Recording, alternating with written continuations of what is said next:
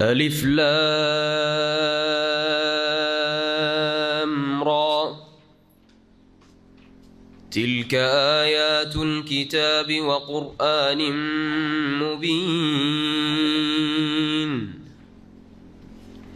ربما يود الذين كفروا لو كانوا مسلمين ذرهم يأكلوا ويتمتعوا ويلههم الأمل فسوف يعلمون وما أهلكنا من قرية إلا ولها كتاب معلوم ما تسبق من أمة أجلها وما يستأخرون وقالوا يا أيها الذي نزل عليه الذكر إنك لمجنون لو ما تأتينا بالملائكة إن كنت من الصادقين ما ننزل الملائكة إلا بالحق وما كانوا إذا منظرين إنا نحن نزلنا الذكر وإنا له لحافظون ولقد أرسلنا من قبلك في شيع الأولين وما يأتيهم من رسول إلا كانوا به يستهزئون كذلك نسلكه في قلوب المجرمين لا يؤمنون به وقد خلت سنة الأولين ولو فتحنا عليهم بابا من السماء فظلوا فيه يعرجون لقالوا إنما سكرت أبصارنا بل نحن قوم مسحورون ولقد جعلنا في السماء بروجا وزيناها للناظرين وحفظناها من كل شيطان رجيم إلا من استرق السمع فأتبعه شهاب مبين والأرض مددناها وألقينا فيها رواسي وأنبتنا فيها من كل شيء موزون وجعلنا لكم فيها معايش ومن لستم له برازقين وإن من شيء إلا عندنا خزائنه وما ننزله إلا بقدر معلوم وأرسلنا الرياح لواقح فأنزلنا من السماء ماء فأسقيناكم وما أنتم له بخازنين وإنا لنحن نحيي ونميت ونحن الوارثون ولقد علمنا المستقدمين منكم ولقد علمنا المستأخرين وإن ربك هو يحشرهم إنه حكيم عليم. السلام عليكم ورحمة الله وبركاته.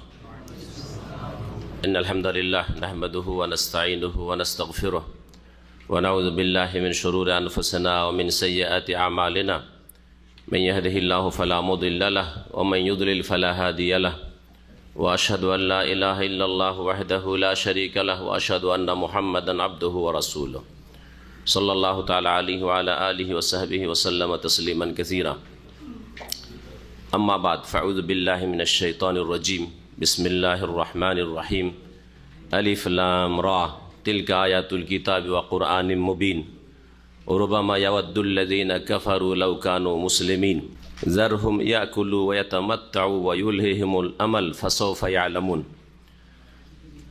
আল্লাহ পাক রব্বুল আলমিনের যাবতীয় প্রশংসা যে আল্লাহ পাক রব্বুল আলমিন কোরআনে করিম নাজিল করেছেন এবং কোরআনে করিম দিয়ে আল্লাহ পাক আমাদের মতো অসংখ্য মানুষ এবং জিনকে তাদের অন্তরকে আলোকিত করেছেন।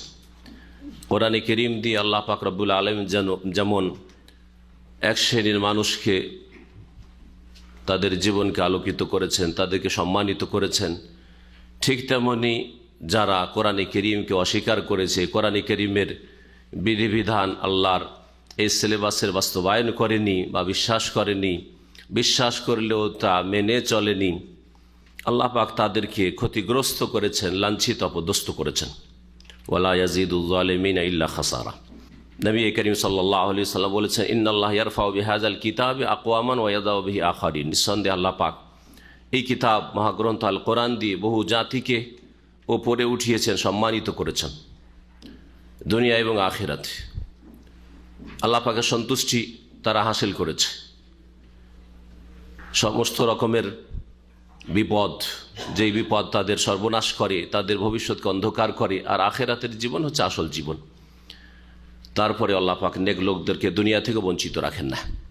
আল্লাহ পাকের কিতাবের বাস্তবায়নকারীদেরকে দুনিয়াতেও মানসিক সার্বিক আল্লাহ পাক রব্বুল আলামিন শান্তি দিয়ে থাকেন, অল্পতেই আল্লাহ পাক তাদেরকে সন্তুষ্ট করে থাকেন। ওয়াযাউ বিহি আখারিন, এবং এই কোরআনে কারীম দিয়ে বহু জাতিকে আল্লাহ পাক লাঞ্ছিত অপদস্থ করেছেন। সালাত এবং সালাম নাজিল করেন মুহাম্মদ রাসূলুল্লাহ সাল্লাল্লাহু আলাইহি সাল্লামের ওপর, যাকে আল্লাহ পাক সবচেয়ে বেশি সম্মানিত করেছেন, তার প্রতি কোরআনে কারীম নাজিল করেছে। কোরআনে কারীম নাজিল করে, এই কোরআনে কারীম তার প্রতি নাজিল করে আল্লাহ পাক তাকে শেষ রাসূল করেছেন। সমস্ত বিশ্বজাহানের মানুষের জন্য তাকে হিদায়াতকারী, সুসংবাদদাতা, মুবাশশির ও নযীর, সতর্ককারী করে আল্লাহ পাক প্রেরণ করেছেন। যারা মেনে নিয়েছে ভাগ্যবান হয়েছে। একই শহরের মানুষ, মক্কার মানুষ, যারা মেনে নিয়েছে তারা ভাগ্যবান হয়েছে। তাদের নামের সাথে কিয়ামত পর্যন্ত রাদিয়াল্লাহু আনহু চলতেই থাকবে। আবু বকর, ওমর, উসমান, আলী আর সাহাবায়ে কেরাম রাদিয়াল্লাহু আনহুম আজমাইন, মুহাজিরিন, আনসার। আর যারা অস্বীকার করেছে, আবু জাহাল, আবু লাহাব, তাদের নাম নেওয়ার তাদের বংশধর নেই, তাদের দোয়া দেওয়া তো দূরের কথা, তাদের সুনাম করা তো দূরের কথা। আজকে তাফসির হবে সূরাতুল হিজরের। সূরাতুল হিজর, এই সূরা দ্বিতীয় আয়াত থেকে শুরু হচ্ছে 14তম পারা। এই সূরার নাম সূরাতুল হিজর। হিজর নামকরণ হয়েছে এই সূরার আয়াত নম্বর 80-তে আসহাবুল হিজরের কথা উল্লেখ করা হয়েছে। হিজরের অধিবাসী, হিজর এখানে বলা হয়েছে তাবুক এলাকার আল ওলা একটি শহর রয়েছে, তার আশেপাশে সমুদ জাতি প্রাচীন যুগে তাদের নবী আল্লাহ পাক প্রেরণ করেছিলেন সালেহ আলাইহিস সালামকে, তারা অস্বীকার করেছিল। তাদের জন্য আল্লাহ পাক মুজিজা, নিদর্শন পাঠিয়েছিলেন। উষ্ট্রি, নাকাতাল্লাহ ওয়া সুকিয়াহ, আল্লাহর উষ্ট্রির কথা আল্লাহ পাক উল্লেখ করেছেন। তারা অস্বীকার করেছিল, সে উষ্ট্রিকে জবাই করে দিয়েছিল এবং আল্লাহ পাকের অবাধ্য হয়েছিল, রাসূলের অবাধ্য হয়েছিল। আল্লাহ পাক ওই এলাকা, এই জাতিকে ধ্বংস করেছিলেন। ওদের কথা আলোচিত হয়েছে এই সূরায়। এই সূরা আয়াত নম্বর 80-তে ওয়ালাকাদ কাযযাবা আসহাবুল হিজরিল মুরসালিন, এই হিজর থেকেই নামকরণ হয়েছে সূরা হিজর। এই হচ্ছে এক হিজর। আর এক হিজর বলা হয় হিজরে ইসমাইলকে, যার অপর নাম হচ্ছে হাতিম। হিজরে ইসমাইলকে জানেন? হিজরে ইসমাইল কোন জায়গাটিকে বলা হয়? কাবার 4টি কোণার নাম রয়েছে। একটি হচ্ছে রুকনে শামি, হিজরের হাতিমের একটা দিকে, আর একটা নাম হচ্ছে রুকনে ইরাকি, এই দিকটা ইব্রাহিম আলী ইসলামের বুনিয়াদের ওপর কায়েম নেই। ইব্রাহিম আলী ইসলামের যে বুনিয়াদে একটু কাবা বড় ছিল, এই হাতিমটাও তাতে সামিল ছিল। কোরাইশদের হালাল পয়সা যখন কমে যায় তখন ছোট করে দেয় ওটাকে, ওই জায়গাটুকে কিছুটা উঁচা করে যে ঘেরা আছে, এটা হচ্ছে হাতিম। এর অপর নাম হচ্ছে হিজর বা হিজরে ইসমাইল। হিজর মানে বেড়া বা ঘেরা, হিজর মানে সুরক্ষিত স্থান। সূরা ফুরকান হিজরা মাহজুরা এই শব্দটি ব্যবহৃত হয়েছে। অপর দিকে দুটো কোণা রয়েছে ইয়ামানের দিকে, এই দুটোর একটিকে বলা হয় রুকনে ইয়ামানি, আর একটাও রুকনে ইয়ামানি, কিন্তু ওইখানে যেহেতু হাজরে আসওয়াদ আছে, হাজরে আসওয়াদে আসার আগে যে কোণাটি সেটা রুকনে ইয়ামানি বলা হয়, যেটা স্পর্শ করতে হয় সুন্নাত তওয়াফকারীদের জন্য, কিন্তু সেখানে চুমা দেওয়া সহি নয়, বিদআত। আর হাজরে আসওয়াদ যেখানে কালো পাথর রয়েছে, এখানে চুমা দেওয়া সম্ভব হলে চুমা দিবে, চুমা দেওয়া সম্ভব না হলে স্পর্শ করে চুমা দিবে। তো এই হচ্ছে রোকন। তো রোকনে শামি আর রোকনে ইরাকের মাঝখানে রয়েছে যে ঘেরাটা, এই ঘেরাটা কাবারই একটা অংশ, একে বলা হয় হিজর বা হিজরে ইসমাইল। আল্লাহ পাক রব্বুল আলামিন এখানে ওই তাবুক এলাকার ওলা, আল ওলা শহরের যেখানে সামুদ সম্প্রদায়কে ধ্বংস করা হয়েছিল, তাদের কথা হিজর উল্লেখ করেছেন, এই নামে নামকরণ হয়েছে। এই সূরা মক্কি সূরা, রাসূলুল্লাহ সাল্লাল্লাহু আলাইহি ওয়াসাল্লামের মক্কি জীবনে নাযিল হয়েছে, যখন রাসূলুল্লাহ সাল্লাল্লাহু আলাইহি ওয়াসাল্লাম সাহাবায়ে কেরামদেরকে ঠাট্টা বিদ্রুপ করতো, উপহাস করতো, হেয় প্রতিপন্ন করতো, আর কাফেররা এদের কোনো পরোয়াই করতো না, এরা আবার কি করে নেবে, সেই সময়গুলিতে নাযিল হয়েছে। কোরআনে কারীমের ভাষা, এই সূরার ভাষা বা ভঙ্গিমা তাই প্রমাণ করে। এই সূরার মূল বিষয়বস্তু হচ্ছে আকীদার বিষয়বস্তু, কারণ মক্কি জীবনে রাসূলুল্লাহ সাল্লাল্লাহু আলাইহি সাল্লামের ওপর আকীদা সম্পর্কীয় আয়াতগুলি নাযিল হয়েছে। আর ওর বাহ্যিক লক্ষণ হচ্ছে ছোট ছোট আয়াত, আয়াত খুব বড় লম্বা নয়। মদিনায় যে আয়াতগুলি সূরাগুলি নাযিল হয়েছে দেখবেন আয়াত খুব লম্বা লম্বা, সূরা বাকারার আয়াত, সূরা আলে ইমরান, এগুলো আয়াত বড় বড় লম্বা লম্বা আয়াত, কারণ বিধিবিধান আহকাম মাসাইলের জন্য লম্বা কথার প্রয়োজন রয়েছে, কিন্তু আকীদার জন্য সংক্ষেপে বলাই যথেষ্ট রয়েছে। আর সংক্ষেপে বললে সহজে কবুল করবে মানুষ, সহজে উপলব্ধি করতে পারবে। এই হিকমতে মক্কি সূরাগুলির আয়াতগুলি খুব ছোট ছোট, দেখেন এই সূরাতেও আয়াত খুব ছোট ছোট। এর মূল বিষয়বস্তু যা দিয়ে শুরু হয়েছে তা হচ্ছে রিসালাতের প্রতি ঈমান, আর রিসালাতের দুটোই দিক রয়েছে। ঈমানের স্তম্ভ কয়টি? 6টি। তার মধ্যে একটি হচ্ছে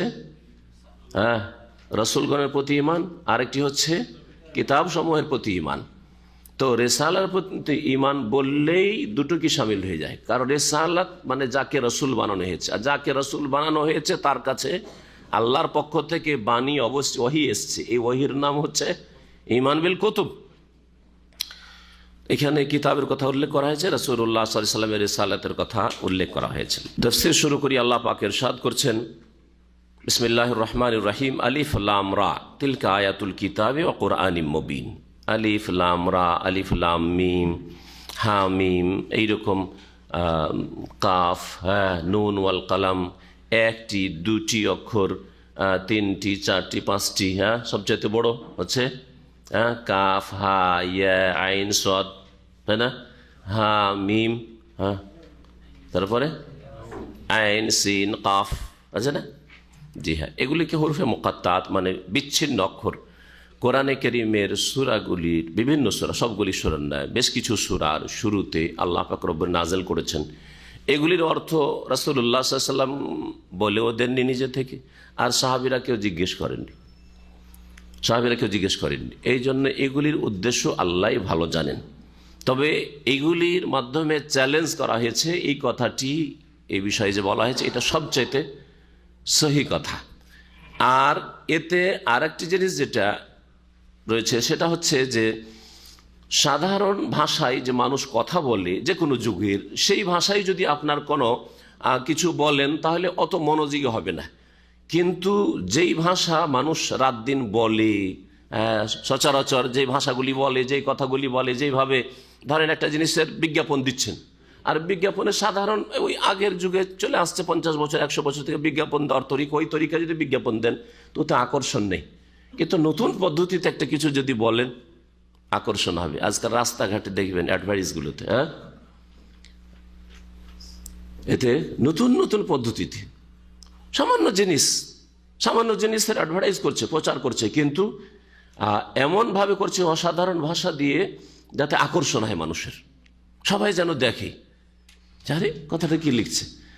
আর এতেই এক শ্রেণীর লোকেরা করছে কি, শুদ্ধ ভাষা দিয়ে লিখছে না, কারণ শুদ্ধ ভাষা অনেকে পড়তেও মজা লাগে না ওকে, তারপরে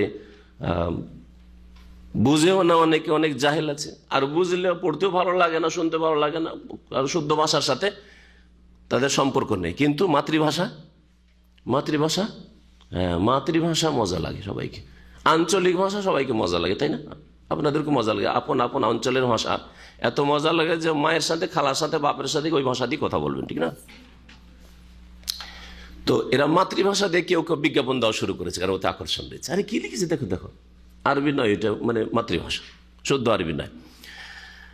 তো আরবরা এইরকম বিচ্ছিন্ন অক্ষর তাদের কাছে অজানা ছিল বাকভঙ্গিমাতে। আল্লাহ পাক নাযিল করলে আলিফ লাম মিম, আলিফ লাম রা এর মাধ্যমে সচেতন হচ্ছে কাফের, অমুসলিম কাফের মক্কার লোকের।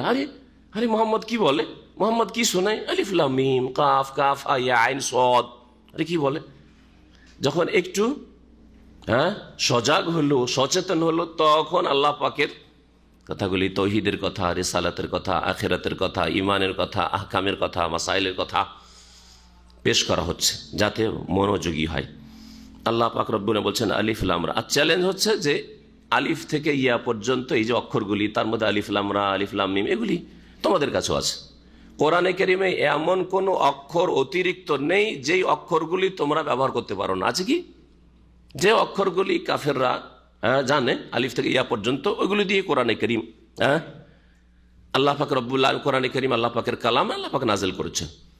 তাহলে তোমরা যদি কোরআনে কারিমকে বলো যে মানুষের রচিত, আল্লাহ নাযিল করেননি, আল্লাহর কালাম নয়, আল্লাহর ওহী নয়, তাহলে এইরকম বাক্য তৈরি করে তোমরা নিয়ে আসো, তাও তো পারছো না।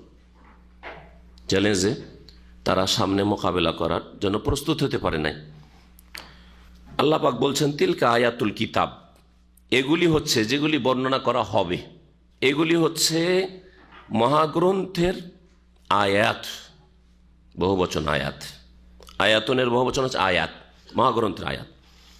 ও কোরআনি মুবিন, এবং সুস্পষ্ট আল কোরআনের, সুস্পষ্ট কোরআনের কি আয়াত সমূহ, এগুলি হচ্ছে মহাগ্রন্থের আয়াত সমূহ এবং সুস্পষ্ট কোরআনের আয়াত সমূহ।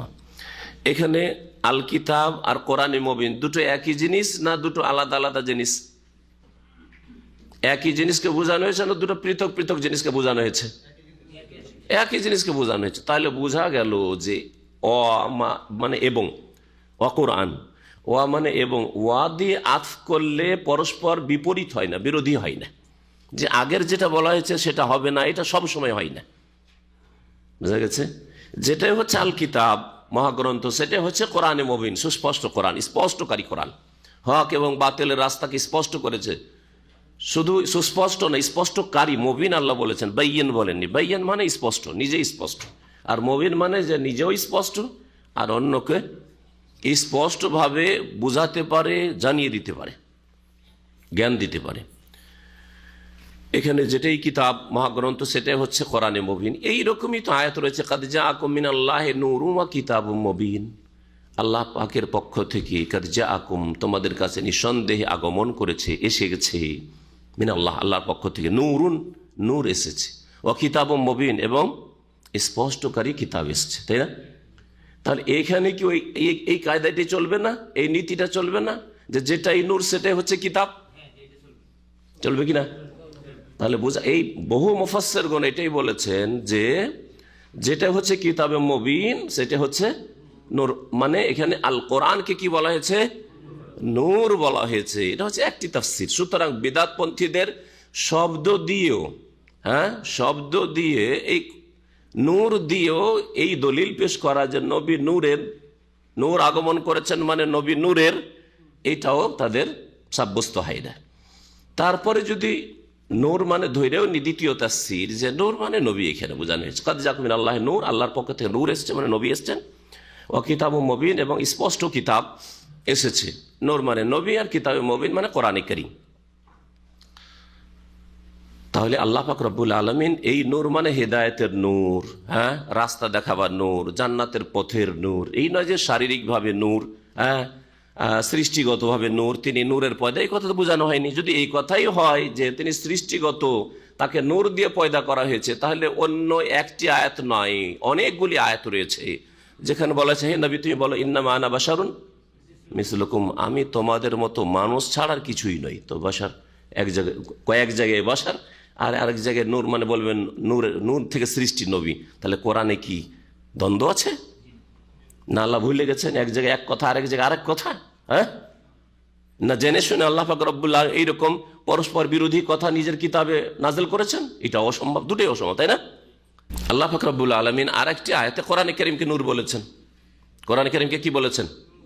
ওয়া আনজালনা ইলাইকুম নূরাম মুবিনা, তোমাদের উদ্দেশ্যে আমি স্পষ্টকারী নূর নাজিল করেছি। কি নাজিল করেছেন তাহলে? এখানে কি বোঝানো হয়েছে?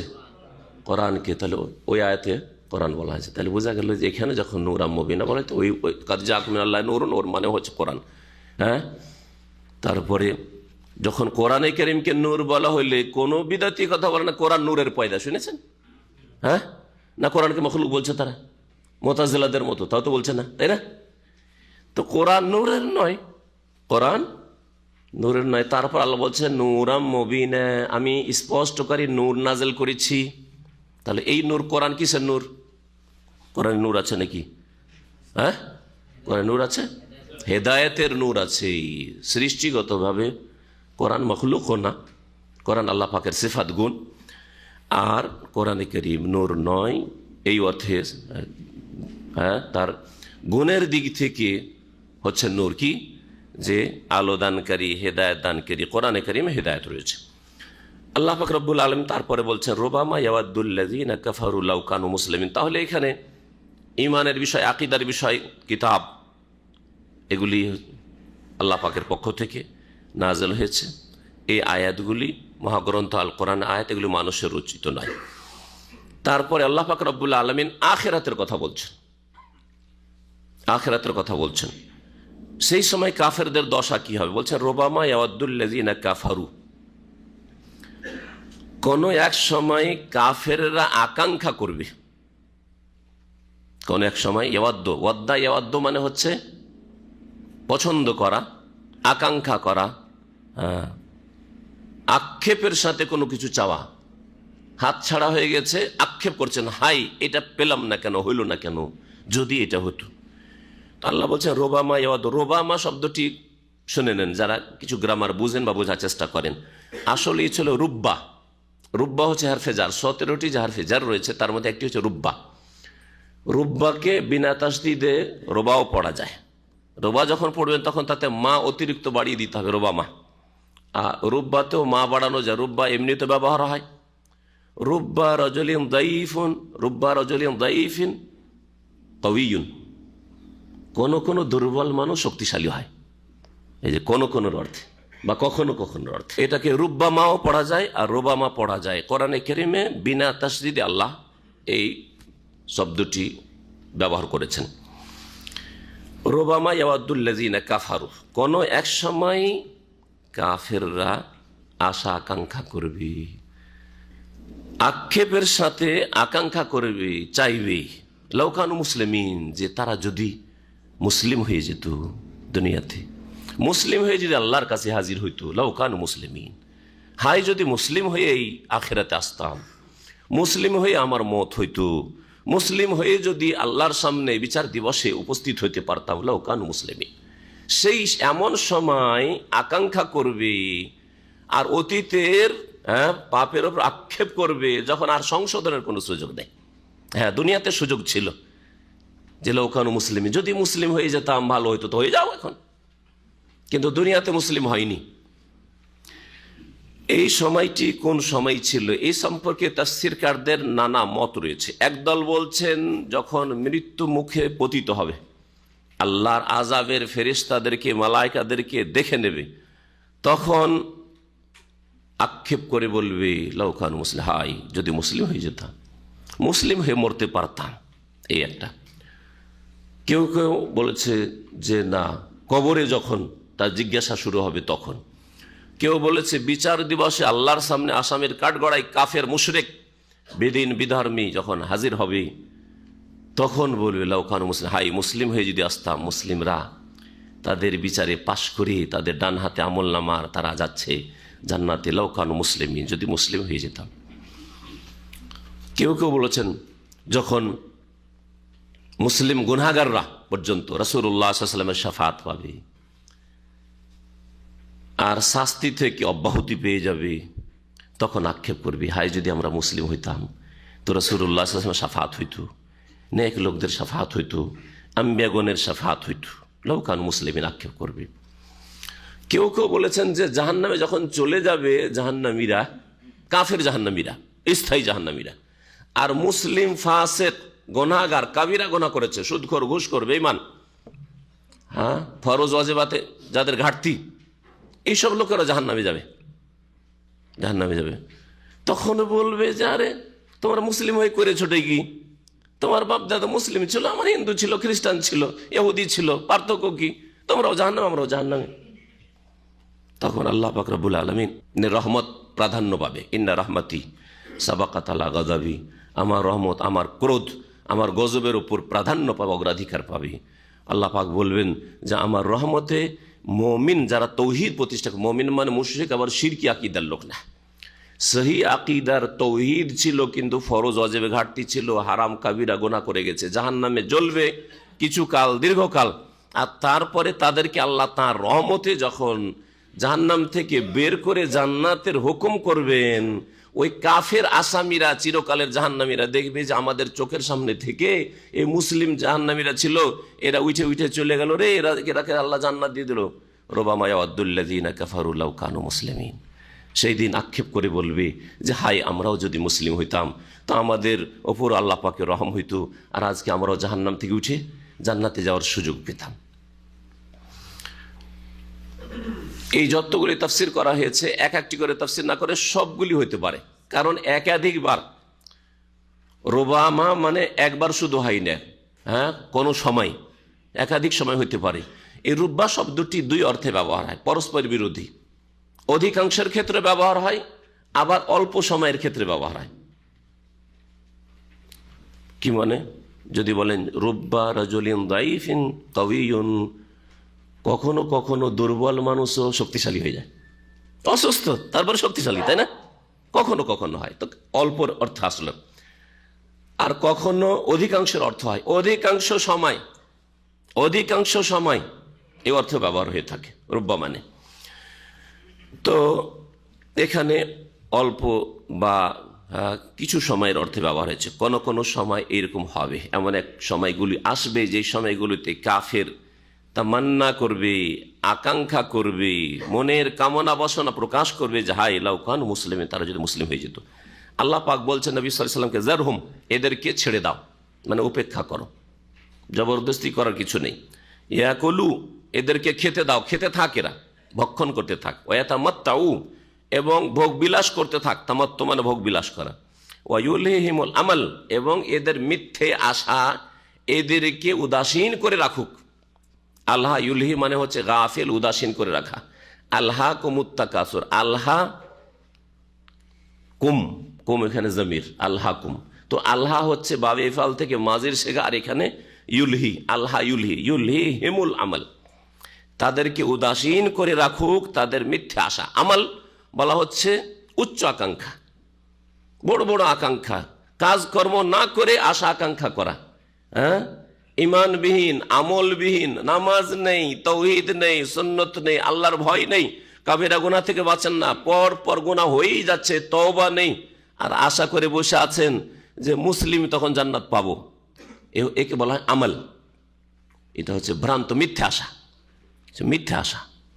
আর সহি আশা হচ্ছে রাজা, আপনি রাজা, আল্লাহ রহমতের আশাবাদী হইতে বলেছেন, লা তাকনাতু মির রাহমাতিল্লাহ, আল্লাহর রহমত থেকে নিরাশ হইও না, মানে আশা রাখো। তাহলে আপনি ঈমান আমলের সাথে আর ভুল ভ্রান্তি হলে তওবার সাথে প্রতিদিন তওবা করছেন, প্রতিদিন আপনি যে ভুলগুলি আর করব না, আগামীতে আল্লাহ না করে, যদি হয়ে যায় আবার সাথে সাথে দ্রুত তওবা করছেন, তারপরে যদি রহমতের আশা রাখেন তো এটা শরীয়ত সম্মত। কিন্তু বিনা ইমানে বিনা আমলে আর পাপ থেকে বাঁচছেন না, গুনহার ওপর গুনহার বোঝা চাপতে আছে, আর আশা করছেন একে আমল বলা হয়। আল্লাহ পাক বলছেন ফাসফে আলামুন, তারা অচিরেই জানতে পারবে, তারা শীঘ্রই জানতে পারবে। ওমা আহলাকানা মিন কারিয়াতিন, তাদের পরিণাম জানতে পারবে। আল্লাহ পাক তারপরে বলছেন বিগত যুগের যে কোনো জাতির কথা, যে কোনো জনপদের, ওমা আহলাকানা মিন কারিয়া, আমি কোনো জনপদকে ধ্বংস করি না, কিন্তু কখন ধ্বংস করি তার একটা নির্দিষ্ট সময় রয়েছে। ইল্লা ওয়ালাহা কিতাব মালুম, তবে সেই জনপদের মানে সেই জনপদের অধিবাসীদের জন্য নির্দিষ্ট একটা লিখনি রয়েছে।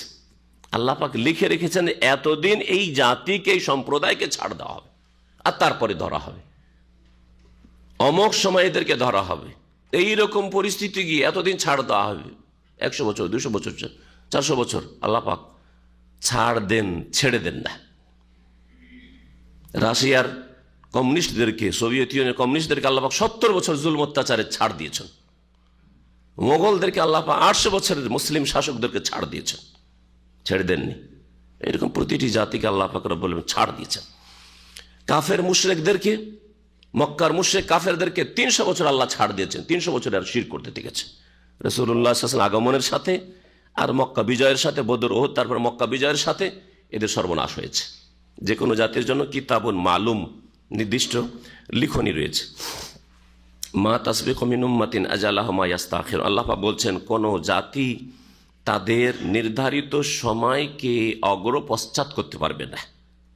তাসবিকু সাবাকা ইয়াসবিকু, কোন জাতি তাদের নির্ধারিত সময়ের সময়কে ত্বরান্বিত করতে পারবে না, তাসবিকু এগিয়েও দিতে পারবে না যে আমি থাকবো না, ওমা ইস্তাখিরুন, আর তাকে পিছিয়েও দিতে পারবে না। যখন আল্লাহ পাকের নির্ধারিত সময় চলে আসবে, ব্যক্তি সম্পর্কে হোক অথবা সমাজ সম্পর্কে হোক, পরিবার সম্পর্কে হোক, জাতি সম্পর্কে হোক।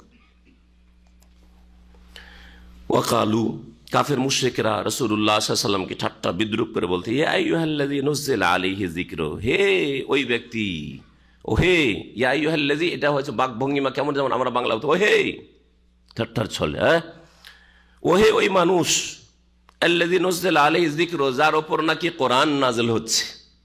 জিকির মানে এখানে কোরআন, উপদেশ।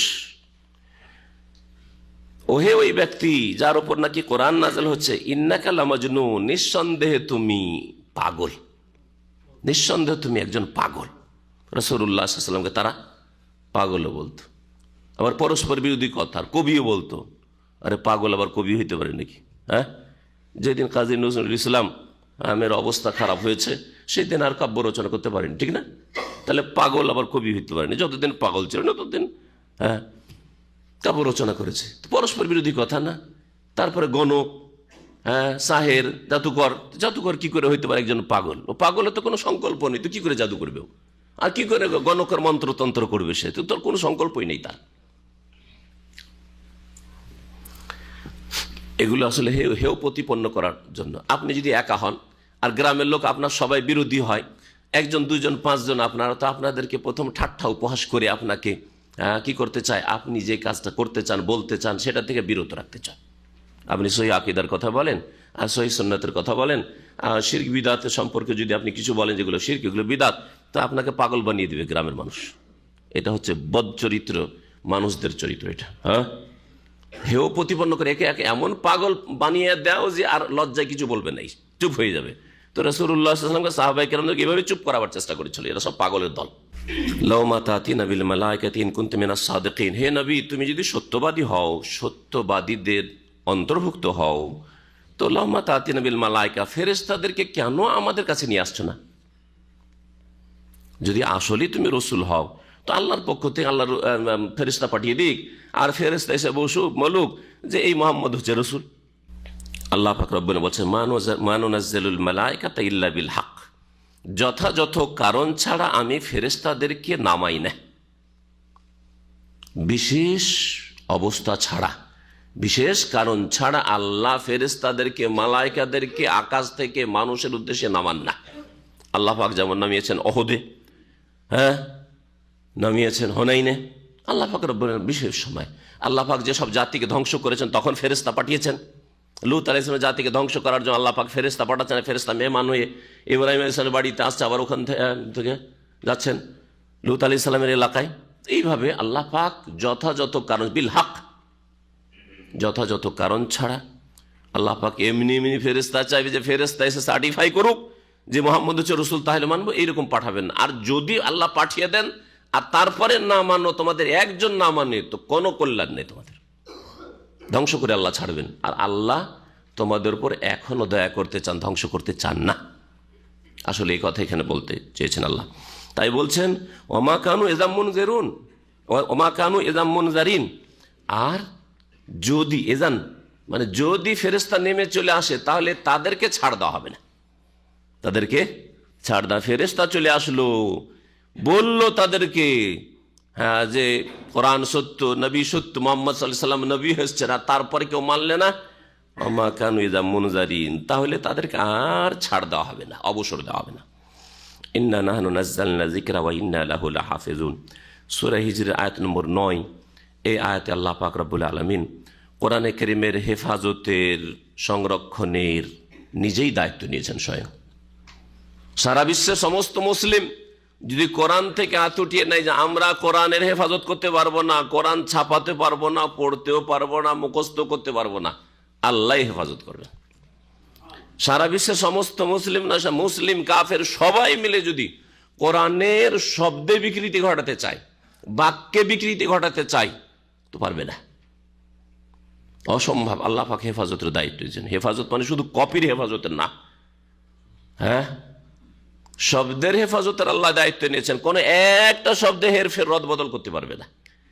আচ্ছা, অর্থের বিকৃতি ঘটাবার বিদআতপন্থীরা, ধর্ম ব্যবসায়ীরা কোরআনের অপব্যাখ্যা করে অর্থের বিকৃতি ঘটিয়ে তাহরিফ করেছে, কিন্তু আল্লাহ পাক যুগে যুগে এমন আলেম ওলামা, আইম্মা ইসলাম আর মুহাদ্দিসিন আর গবেষক ওলামায়ে কেরাম আর হকপন্থীদেরকে আল্লাহ পাক পয়দা করেছেন, আলেমে দ্বীন পয়দা করেছেন, যে তাদের মুখোশ খুলে দিয়েছে যে কোন আয়াতের বিকৃতি ঘটাচ্ছে আর কোন আয়াতের অপব্যাখ্যা করছে, কোন আয়াত আল্লাহর তৌহিদের আয়াতকে দিয়ে শিরকের প্রচার করছে আর বিদাতের প্রচার করছে, আর এমন কিছুর প্রচার করছে যা রাসূলুল্লাহ সাল্লাল্লাহু আলাইহি ওয়াসাল্লাম ওইভাবে বা সাহাবায়ে কেরামরা ওইভাবে ব্যাখ্যা করেননি, আর তারা জানেনই এরকম ব্যাখ্যা।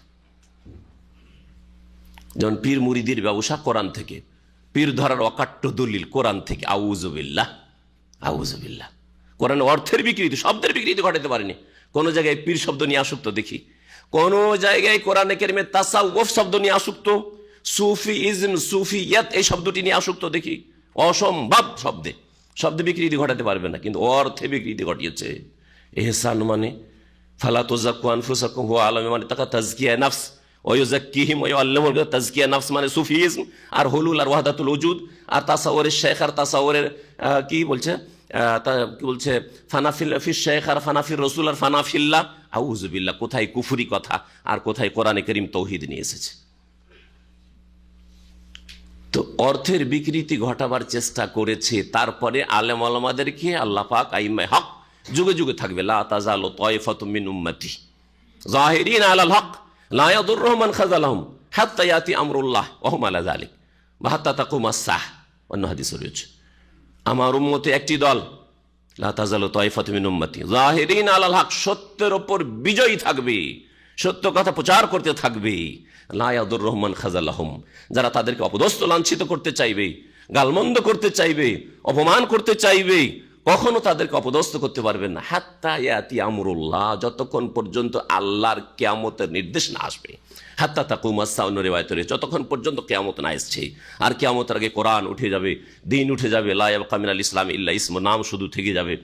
ততদিন পর্যন্ত আল্লাহ পাক রব্বুল আলামিন তার দিনের হেফাজত করবেন। সহি আকীদার লোক অবশ্যই থাকবে, সারা পৃথিবীতে ছড়িয়ে ছিটিয়ে থাকবে, কিন্তু থাকবে। আপনার এলাকায় না থাকতে পারে, কিন্তু অন্য এলাকায় থাকবে। আপনার দেশে যদি না থাকে, অন্য কোনো দেশে থাকবে, অবশ্যই থাকবে, অবশ্যই থাকবে। আর হকপন্থীরা সবসময় তাদের সংখ্যা স্বল্প থাকে। কখনো আপনি মেজরিটিতে পাবেন না, কারণ আল্লাহ তো কোরআনে বলেছেন কালিলুম মিন ইবাদি শুকুর। আল্লাহ পাক রব্বুল আলামিন বলছেন ইন্না নাহনু নাযালনা যিকরা, নিঃসন্দেহে আমি উপদেশ নাযিল করেছি। আর যিকর আল কোরআনকে বোঝানো হয়েছে। অনেক তাফসীরকাররা বলছেন শুধু কোরআন না, যিকর উপদেশ, সুতরাং ওহীকে বোঝানো হয়েছে। আর ওহী মাতলু কোরআনে কারীম যা তিলাওয়াত করা হয়, আর ওহী গায়র মাতলু রাসূলুল্লাহ সাল্লাল্লাহু আলাইহি ওয়াসাল্লামের হাদিস, রাসূলুল্লাহ যা করেছেন, বলেছেন আর অনুমোদন দিয়েছেন, কোরআন হাদিস দুটোকেই বোঝানো হয়েছে, দুটোকেই বোঝানো হয়েছে। কোরআনে কারিমের শব্দের হেফাজত আল্লাহ পাক কোরআনে কারিম করে দিয়েছেন। মানুষ লাখ লাখ মুসলিম ছেলেমেয়েরা হাফেজে কোরআন রয়েছে। হ্যাঁ, কোরআনে কারিমের অর্থ, সহি অর্থ জাননেওয়ালা হাজার হাজার ওলামায়ে হক রয়েছেন, ওলামায়ে দ্বীন রয়েছে, আর থাকবেন। হাদিসের হেফাজত কেমন করে? হাদিসের হেফাজতের জন্য সহি জয়ীফ জালের মাঝে পার্থক্য তামিজ করাবার জন্য আল্লাহ পাক যুগে যুগে আইম্মা ইসলাম, মুহাদ্দিসিনে কেরাম তাদেরকে পয়দা করেছেন। তারা সহিকে আলাদা করে রেখে দিয়েছেন, জয়ীফ জালকে আলাদা করে রেখে দিয়েছেন, চিহ্নিত করে দিয়েছেন যে কোনটা জাল, কোনটা জয়ীফ, কোনটা সহি। যারা জানার চেষ্টা করলো জানলো, যারা জানার চেষ্টা করলো না অন্ধকারে থাকলো। এইভাবে আল্লাহ পাক কোরআন হাদিসের হেফাজতের দায়িত্ব নিয়েছেন। ইন্না নাহনু নাজ্জালনা যিকরা, নিঃসন্দেহে আমি উপদেশ নাজিল করেছি, ওয়া ইন্না লাহু লাহাফিজুন, নিঃসন্দেহে আমি তার সংরক্ষক, তার সুরক্ষাকারী, হেফাজতকারী। অবশ্যই আর বলছেন ওয়া ইন্না লাহু লাহাফিজুন, তাকিদের সাথে ইন্নার তাকিদ আর লাম তাকিদ, লাহাফিজুন, অবশ্যই অবশ্যই আমি তার হেফাজতকারী। আল্লাহ হেফাজত করবেন কোরআনে কারীমের ইনশাআল্লাহ তাআলা। ইনশাআল্লাহ বলারও প্রয়োজন নেই, কারণ কোরআনের কথা। ইনশাআল্লাহ কোনো সন্দেহ থাকলে ইনশাআল্লাহ আমি কালকে ইনশাআল্লাহ আপনাদের মাঝে বক্তব্য করব। সন্দেহ আছে কি নাই? সন্দেহ আছে। আজকে সন্দেহ চলে আসবো কিনা, অনেক চিন্তার পরে চিন্তা করলাম যে চলে যায়, যদি আওয়াজ সাথ দেয় তো দিল, আর না হলে ফিয়ামানিল্লাহ। তো কথা হচ্ছে যে কালকে এই কাজটা করব, সন্দেহ আছে বলে ইনশাআল্লাহ বলতে হবে, কিন্তু কোরআনে কারিমে সন্দেহ আছে নাকি? সুতরাং আল্লাহ পাক কোরআনের হেফাজত করবেন, ইনশাআল্লাহর কোনো প্রয়োজন নেই, নিশ্চিত, তাই না? ওয়া ইন্না লাহু লাহাফিজুন। জি, পক্ষান্তরে শুনেন আর অন্য কিতাব তাওরাত, ইনজিল, জাবুর, আগের যে আসমানি কিতাবগুলি ছিল সেগুলোর হেফাজতের কোনো একটিরও দায়িত্ব আল্লাহ নেননি, বরং সেই দায়িত্ব ন্যস্ত করেছেন ওই উম্মতগুলির জ্ঞানীদের ওপর, আলেমদের ওপর। এর দলিল শুনবেন, সূরা মায়েদার আয়াত নম্বর 44 রয়েছে। আল্লাহ পাক বলছেন বেমাস্তুহফিজু মিন কিতাবিল্লাহ, বেমাস্তুহফিজু মিন কিতাবিল্লাহ, তাদের কাছ থেকে, অর্থাৎ বনি ইসরাইলদের আলেমদের কাছ থেকে কিতাবুল্লাহ, আল্লাহর কিতাব তাওরাত, ইনজিল, জাবুরের হেফাজত তলব করা হয়েছিল। তোমরা হেফাজত করো, তোমাদের দায়িত্ব দেওয়া হইল, তোমাদের কাঁধে এই দায়িত্ব ন্যস্ত করা হইল। বেমাস্তুহফিজু মিন কিতাবিল্লাহ। এই জন্য তারা নিজের কাজে যখন অবহেলা করেছে, সামলাইতে পারেনি, শব্দের বিকৃতি ঘটেছে, অর্থের বিকৃতি ঘটেছে। হ্যাঁ, তাওরাত ইনজিল আসল রূপে মোটেই নেই, তাওরাত ইনজিল আসল রূপে মোটেই নেই, একেবারে বিকৃত হয়ে গেছে। অর্থের বিকৃতি তো ঘটেছে, শব্দের বিকৃতি ঘটেছে, শব্দের বিকৃতি ঘটেছে। কিন্তু কোরআন কারীম আল্লাহ পাক নিজেই হেফাজত দায়িত্ব নিয়েছেন, এই জন্য তাতে কোনো রকমের রদবদল হয়নি, আর হবে না। ওয়ালাকাদ আরসালনা মিন ক্বাবলিকা ফি শিয়াইল আউয়ালিন, আর নিঃসন্দেহে হে নবী মুহাম্মদ সাল্লাল্লাহু আলাইহি ওয়াসাল্লাম, তোমার পূর্বে আমি রাসূলগণকে প্রেরণ করেছি ফি শিয়াইল আউয়ালিন, পূর্ববর্তীদের বিভিন্ন সম্প্রদায়, বিভিন্ন গোত্রে, বিভিন্ন দলে। শিয়াউনের ওয়াহেদ হচ্ছে শিয়াতুন, শিয়াতুন মানে দল, শিয়াতুন মানে দল। এই শিয়াদেরকে শিয়া কেন বলা হয় জানেন কি? আসলে শব্দটা ছিল শিয়ানে আলী বা শিয়াতু আলী, আলীর দলের লোকেরা। তারা প্রথম দিকে আলী রাদিয়াল্লাহু তাআলা আনহুর সাথে ছিল, তাদের প্রথম যুগের মানুষরা, তারা এই ভ্রান্ত আকীদাই ছিল না, এই শিরকি আর কুফরি আকীদাই ছিল না, তারা সাহাবায়ে কেরামদেরকে গালমন্দ করতো না। কিন্তু যখন তাদের প্রথম ইখতিলাফ শুরু হইল, আলী রাদিয়াল্লাহু তাআলা আনহু সাথ যারা দিয়েছিলেন তারা বলতেন নাহনু শিয়াতু আলী, আমরা হচ্ছি আলী রাদিয়াল্লাহু আনহুর দলের লোক, অন্যরা অন্য দলের লোক। উদাহরণস্বরূপ মুআবিয়া রাদিয়াল্লাহু তাআলার লোকের লোক। তো এইভাবে বলা হতো। তারা কোনো সাহাবীকে গালও দিতেন না, আর আবু বকর, ওমর, উসমানের খেলাফতকে তারা অস্বীকার করতেন না। কোনো এইরকম বেদিনী ছিল না, আর গোমরাহি তাদের ছিল না। কিন্তু আলী রাদিয়াল্লাহু তাআলার জীবদ্দশায় একটি দল বেরোলো, তারা বলে যে না, আলীর মধ্যে অসাধারণ ক্ষমতা রয়েছে, আলী আমাদের এলাহ, আলী আমাদের এলাহ। এই চরমপন্থী যখন বেরোলো, জানতে পারেন আলী রাদিয়াল্লাহু তাআলা আনহু, তখন তার এক খাস ভক্ত ছিল কাম্বার, যার নামে এখানে আব্দুর রাজ্জাক বিন কাম্বার আনসারি কাম্বার মসজিদ আছে এখানে। তো এই কাম্বারকে বললেন যে একটা গর্ত খনন করো, পরীক্ষা খনন করো, গর্ত খনন করে ওখানে আগুন জ্বালাও, আর এই মুরতাদগুলিকে, মুশরিকগুলিকে সবগুলিকে আগুনে জ্বালাও।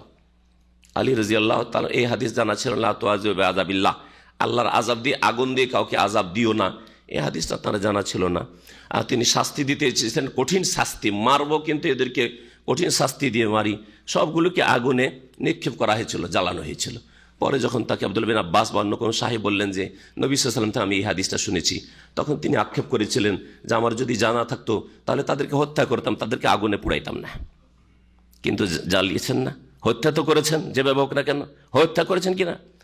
তাহলে বোঝা গেল যে যারা আলীর মধ্যে মনে করে যে খোদাই এলাহি শক্তি রয়েছে, আমাদের দেশের ওই ছুতারগুলো, মিস্ত্রিগুলো, কাঠ মিস্ত্রিরা কাঠকে ওটা তো ইয়া আলী বলে, বলে না, এরা কি, এরা ওই দল। হ্যাঁ, আলী রাদিয়াল্লাহু তাআলা থাকলে এদেরকে না জ্বালালো, ওই হাদিস জানার পর না জ্বালালো, এদেরকে সবগুলিকে হত্যা করতেন। এরা মুরতাদ সব, তাই না? জি হ্যাঁ, এইরকম শিরকি আকীদা যাদের রয়েছে, যারা আল্লাহকে না ডেকে আলীকে ডাকে, হুসাইনকে ডাকে, হাসানকে ডাকে, ফাতেমাকে ডাকে, অথবা তারা ডাকে জিলানিকে ডাকে, চিস্তিকে ডাকে, শাহজালালকে ডাকে, শাহপুরানকে ডাকে, এরা কি তাহলে চিন্তা করুন তো। আরে আলী কি যদি নবী সাল্লাল্লাহু আলাইহি ওয়াসাল্লামের জামাতা, চাচাতো ভাই, চতুর্থ খলিফা এসে তাকে ডাকলে যখন বড় শিরক, এত বড় শাস্তি হতে পারে, তাহলে বাকি অন্যগুলোকে ডাকলে কত বড় শাস্তি হতে পারে। শুধু ইসলামের বিরুদ্ধে যারা বলে দিল তারাই শুধু মুরতাদ হয়ে গেল, এত ফতুয়াবাজি। আর ওই ফতুয়াটা কে দিবে যে ধর্মের নামে যারা মুরতাদ হয়ে বসে আছে? হ্যাঁ, এমন বাতিল ধর্ম বিশ্বাস করে আর পালন করে যেই ধর্মে মুরতাদ হয়ে বসে আছে, ইসলাম বিমুখ হয়ে বসে আছে। যারা বলে যে ওলি আউলিয়ারা একটা খাস মর্তবায় উচ্চ স্থানে পৌঁছে গেলে, আল্লাহতে যখন ফানা হয়ে যায় তখন আর নামাজ রোজা কিছু ফরজ থাকে না, আর তাদের জন্য কোনো কিছু হারাম থাকে না, সব তাদের জন্য হালাল হয়ে যায়, জেনা ব্যভিচার সব কিছু হালাল হয়ে যায়, খিজিরের দল তারা সেজে যায়। বলেন এরা কত বড় মুরতাদ বলেন দেখি। এরা তো ধর্মের নামে, এরা ধর্ম ব্যবসায়ী, এগুলো কেন মুরতাদ বলছে না? কেউ যদি হজের বিরুদ্ধে বলে দেয়, কোরবানির বিরুদ্ধে বলে দেয়, হ্যাঁ, যদি কোনো একটা ইসলামের বিধিবিধানের বিরুদ্ধে বলে দেয়, তার বিরুদ্ধে তো ফতোয়া, ওখানে ঠিক আছে তো ওইখানেও ঠিক আছে। ফতোয়া দুটোই ক্ষেত্রে একই রকম হইতে হবে, যাতে করে আমাদের ইসলামের মানদণ্ড ঠিক থাকে, মিজান আমাদের ইনসাফ ন্যায় নীতি ঠিক থাকে। আল্লাহ পাক রব্বুল আলামিন বলছেন যে ওয়ালাকাদ আরসালনা মিন ক্বাবলিক, তোমার পূর্বে আমি রাসূলগণকে পাঠিয়েছি, ফি শিআইল আউয়ালিন, পূর্ববর্তীদের বিভিন্ন দলে বিভিন্ন গোত্রে আল্লাহ রাসূল পাঠিয়েছেন, আর ওদের সাথে এই আচরণই করা হয়েছে যে আচরণ তোমার সাথে করছে মক্কার মুশরিকরা। এই জন্য তুমি কষ্ট নিও না, সান্ত্বনা দিচ্ছেন আল্লাহ পাক রাসূলুল্লাহ সাল্লাল্লাহু আলাইহি ওয়াসাল্লামকে। ওমা ইয়াতিহিম মিন রাসূলিন ইল্লা কানু বিহি ইস্তাহজিউন, তাদের কাছে যে কোন রাসূল আগমন করত তখন ওই কাফের মুশরিকরা, অবাধ্যরা তাদেরকে নিয়ে ঠাট্টা বিদ্রূপ করত, উপহাস করত। কাযালিকা নাসলুকুহু ফি কুলুবিল মুজরিমিন, আল্লাহ পাক বলছেন এইভাবেই আমি সঞ্চারিত করি এই কুফরিকে আর আল্লাহর নেক বান্দাদেরকে নিয়ে, রাসূলগণকে নিয়ে ঠাট্টা বিদ্রূপ করাকে, ফি কুলুবিল মুজরিমিন, অপরাধী পাপিষ্ঠদের অন্তরে। আল্লাহ পাক নিজের সাথে সম্পৃক্ত করলেন যে এটা তাদের অন্তরে আমি সঞ্চার করি, কুফরি এবং ঠাট্টা মজাক করা ইসলামকে নিয়ে, আল্লাহ পাকের নবী রাসূলগণকে নিয়ে, এটা আমি সঞ্চার করি। ওরা করে আর আল্লাহকে নিজের সাথে কেন সম্পৃক্ত করছেন? আল্লাহ এই জন্য সম্পৃক্ত করছেন যে আল্লাহ সৃষ্টিকর্তা, সৃষ্টির দিক থেকে, খালকের দিক থেকে আল্লাহ সবকিছুর স্রষ্টা, যেহেতু সেই জন্য আল্লাহ পাক এটা করেন, কিন্তু তাদের পাপের কারণে। এই জন্য কোরআনের অন্য অন্য একাধিক এই মর্মে আয়াত রয়েছে, বালতাবা আল্লাহ আলাইহা বেকুফরিহিম, তাদের অন্তরগুলিতে আল্লাহ মোহর লাগিয়েছেন। আল্লাহ কেন লাগালেন? বেকুফরিহিম, তাদের কুফরির পরিণতি স্বরূপ কারণে। জি হ্যাঁ, যদি তারা কুফরিতে না বাড়তো, কুফরি বৃদ্ধি না করতো, অবাধ্যতা তাদের বেড়ে না যেত, তাহলে আল্লাহ পাক রব্বুল আলামিন এই অবস্থার সৃষ্টি করতেন না, তাদের অন্তরে কুফরি সঞ্চার করতেন না। লা ইউমিনুনা বিহি, সুতরাং এরা ঈমান নিয়ে আসবে না, এরা কোরআনের প্রতি ঈমান নিয়ে আসবে না। ওয়াকাদ খালাত সুন্নাতুল আউয়ালিন, আর পূর্ববর্তীদের রীতি অতিবাহিত হয়ে গেছে, রীতি এসেছে, এর আগে চলে এসেছে। অর্থাৎ আগে যে জাতিগুলি এসেছিল এইরকমই করেছে, এইরকম অবাধ্য হয়েছে, তখন তাদেরকে আল্লাহ পাক ধ্বংস করেছেন। ওয়ালাউ ফাতাহনা আলাইহিম বাবা মিনাস সামা, আল্লাহ বলছেন এমন কি আমি আকাশের দরজাও যদি খুলে দিই, শুধু কয়েকটা ফেরেশতা নামিয়ে দেওয়া নয়, আকাশের দরজাগুলি দিলাম খুলে। ওয়ালা ফাতাহান আলাইহিম বাবাম মিনাস সামাই, আকাশের যদি দরজা খুলে দিই তাদের ওপর, ফাযাল্লু ফিহি ইয়ারজুন, আর তা দিয়ে তারা চড়তে শুরু করে। খুব সহজে আকাশে যায় আসে। এইরকম যদি সুযোগ সুবিধা কাফের মুশরিকদেরকে, অবাধ্য নাফরমানদের কেউ দিয়ে দিই, লাকালু, তারপরেও কি অজুহাত করবে? হ্যাঁ, ঈমান নিয়ে আসবে না, আমল করবে না। বেনামাজিকে যদি চান্স দেওয়া, যাও আকাশে ঘুরে এসো, যাও, তারপরে নামাজ পড়বে না, কারণ আল্লাহ পরকালে বিশ্বাস নেই। যতই অলৌকিকত্ব আল্লাহ দেখাক না কেন, যতই অসাধারণ কিছু আল্লাহ পাক দেখিয়ে দিক আর দিয়ে দিক না কেন, যারা ঈমান আনবে না, যারা আমল করবে না, আল্লাহ কথাই বলছেন। ফাযাল্লু ফিহি ইয়ারজুন, তাতে তারা চড়তে থাকলো। কিন্তু তারপরে কি বলবে জানো? বলছে লাকালু, অবশ্যই তারা বলবে ইন্নামা সুক্কিরাত আবসারুনা, আমাদের নজর বন্ধ করে দেওয়া হয়েছে। আমি খুব সহজ ভাষা দিয়ে তর্জমা করলাম।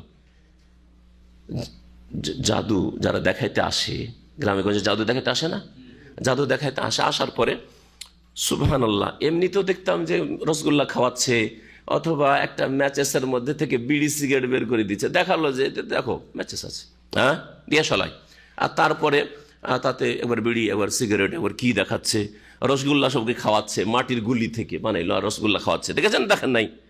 আচ্ছা, তারপরে একবার জবাই করে দিল, সুবহানাল্লাহ, ছোটকালে জবাই করে দিল, তখন মনে মনে কান্না শুরু করে, হাই রে, ছেলেটাকে জবাই করে দিল, মরে যাবে, আর মরেই গেল, ছেলেটা চিৎকার করছে। আমি নিজের কথা বলছি, বুঝতাম না ওইসব যে আসলে এগুলো আসলে নজর বন্ধ করা। হ্যাঁ, তো এগুলোকে আমাদের আঞ্চলিক ভাষা বলে নজর বন্ধ করা, নজর দৃষ্টি আর বন্ধ করে দেওয়া, মানে আপনার নজরে কি করা হয়েছে? হ্যাঁ, দৃষ্টিভ্রম ঘটানো হয়েছে, দৃষ্টিভ্রম ঘটানো আসলে যেটাকে বলা হয়। তো সাক্কারা ইউসাক্কিরু আরবিতে মানে বন্ধ করা, আজকাল এই শব্দটা ব্যবহার করা। আমি মনে করতাম এটা একেবারে তাদের মাতৃভাষা, কিন্তু শুদ্ধ ভাষা, কোরআনের ভাষা। বলে সাক্কিরিল বাব, জানে না? বলে না, সাক্কির মানে দরজাটা বন্ধ করো। জি হ্যাঁ, ইন্নামা সুক্কিরাত আবসারুনা, আমাদের দৃষ্টি কি করে বন্ধ করা? দৃষ্টিভ্রম ঘটানো হয়েছে, আমাদের নজর বন্ধ করা হয়েছে। জি হ্যাঁ, সুক্কিরাত আবসারুনা, আসলে কিছু না। এই যে আকাশে যাচ্ছে আসছে, তারপর বলছে আসলে আকাশে যায়নি, আর আকাশে দরজা আছে এটাও নেই, কিন্তু আমাদের কি লেগে গেছে? জাদু লেগে গেছে, এটা আমাদের নজর বন্ধ করে দিয়েছে, দেখে লাগছে এরকম আমাদের। তারপরও মিথ্যা মনে করবে, তারপরে নামাজ ধরবে না, তারপরে ঈমান ইসলামের দিকে ফিরে আসবে না। এই জন্য মুজিজা দিয়ে শুধু সংশোধন হয়ে যাবে, কখনো সংশোধন হবে না। বাল নাহনু কওমুম মাসহুরুন, বরং আমরা জাদুগ্রস্ত জাতি, আমাদেরকে জাদু করে দেওয়া হয়েছে। আমাদের শুধু চোখে জাদু না, পুরো শরীরে জাদু করে দেওয়া হয়েছে। এই জন্য আমরা আকাশে যাচ্ছি আসছি, সব জাদু, এগুলো কিছু না, আসলে বাস্তব কিছু নেই। ওয়ালাকাদ জাআলনা ফিস সামাই বুরুজা ওয়া যায়্যানাহা লিন-নাযিরিন, আল্লাহ পাক রব্বুল আলামিন এখন তার আকাশ আর আকাশে যে সব কিছু আল্লাহ সৃষ্টি করেছেন, এসবের কথা আল্লাহ পাক উল্লেখ করেছেন। আর আকাশ পথকে আল্লাহ পাক সুরক্ষিত করেছেন, আকাশ পথকে সুরক্ষিত করেছেন যাতে করে আকাশ থেকে কোনো কিছু, আকাশে যে ফয়সালা হচ্ছে সেগুলি জিন শয়তান জেনে তারপরে গণকদের কানে কানে না বলে দিতে পারে, আর গণকদের বাজার গরম হয়ে যায়, তারপরেও যাওয়ার চেষ্টা করে। বিশেষ করে কোরআনে কারীম নাজেল হওয়া যখনই শুরু হয়েছে, রাসূলুল্লাহ সাল্লাল্লাহু আলাইহি ওয়াসাল্লামকে যখন থেকে রাসূল করা হয়েছে, তখন থেকে আকাশ পথকে একেবারে শক্ত পাহারা দিয়ে সুরক্ষিত করে দেওয়া হয়েছে। তার আগে যেত আর বসে থাকতো উপরে গিয়ে, আকাশ পথে যেত আর ফেরেশতাদের কাছাকাছি বসতো, আলাপ আলোচনা শুনতো, আর শোনার পরে কি হইলো, ফয়সালা ওপর থেকে শুনছে, একে অপরকে শুনছে ফেরেশতারা। প্রথম আকাশের ফেরেশতারা আলোচনা করছে যে আজকে এই হবে, আগামী বছর এই হবে, এই যে ইলেকশন হতে যাচ্ছে এতে এই জিতবে, আর এরপরে এদের উত্থান হবে, কারো পতন হবে। ওই কথাগুলি শুনে এসে গণকদের বলে দিত, আর গণকরা তখন তাদের এই পেশার বাজার গরম করত, চলতো তাদের ব্যবসা। রাসূলুল্লাহ সাল্লাল্লাহু আলাইহি ওয়াসাল্লামের আগমনের সাথে সাথে, রিসালাতের সাথে সাথে এই রাস্তাকে সুরক্ষিত করে দেয়, আর যেতে দেওয়া হয় না। কেন? যাতে করে কোরআনে কোন রকম রদবদল না করে দিতে পারে, না হলে যাবে কোরআন ওইদিকে, কোরআনের কথা, হ্যাঁ কোরআন নাযিল হচ্ছে, কি আয়াত, এই সূরা এই আয়াতগুলি নাযিল হবে, একটু শুনে এসে দৌড় দিয়ে, যদি শুনে নিতে পারতো, দৌড় দিয়ে এসে গণকদেরকে বলে দিত, আর গণকরে ওই আয়াত শোনাচ্ছে, আর রাসূলুল্লাহ সাল্লাল্লাহু আলাইহি ওয়াসাল্লাম শোনাচ্ছেন। তাই রাসূলুল্লাহ সাল্লাল্লাহু আলাইহি ওয়াসাল্লাম মূল্য থাকতো কথার? তাই তুমি রসুল বলছো, তারা তোমার আগে ওই গণকও শুনিয়েছে।